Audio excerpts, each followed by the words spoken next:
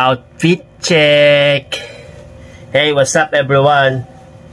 Ano ba to? Panyo. I'm going home na.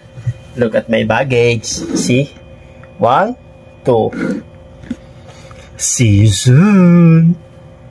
Eto, nandito na ako sa airport. Nagtitimbang ng bagahe ko. Sakto naman siya. Ito yung pangalawa. Labis lang ng mga guhit-guhit. Pero pwede na yan. Lusot na yan. Oh, thank you God. Hindi ako na problema sa bagahe ko. So ayan, tapos na naka-check-in na ako. Sa immigration na lang. Okay naman yung mga kilo-kilo. Labis lang ng kalahati.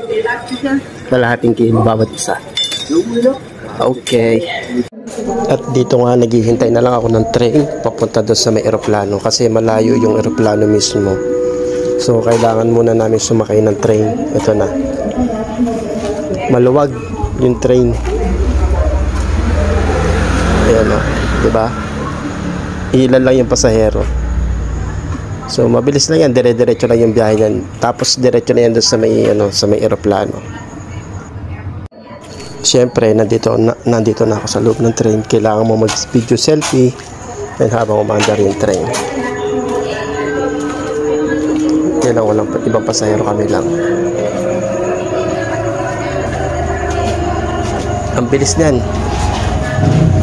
O, diba? Ano yan? Regular speed lang yan.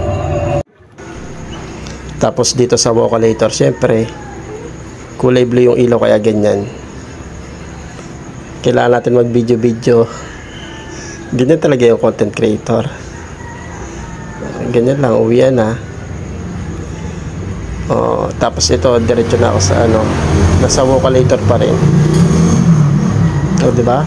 Kulay blue yung backlight niya. Tapos dito wala ng backlight. So, ulit lang uli. O, diba yung sapatos ko ube? O, may dadaan pa na ibang lahi dyan. Kaya, stop ko yung video. At dito, nandito na kami sa boarding gate. So, bali, hihintay na lang kami ng magpapasok sa aeroplano. At ayan, pila na, papunta na ng aeroplano. Boarding na. At maya-maya na konti, aalis na. O, tapos ayan, papunta na kami sa mismong aeroplano. O, diba? May video tayo dyan. O, ito na, papunta na ako doon. Ito, kilala ng OFW yung mga eksenang to eh. Yan ang dala-dala ko, isang maleta.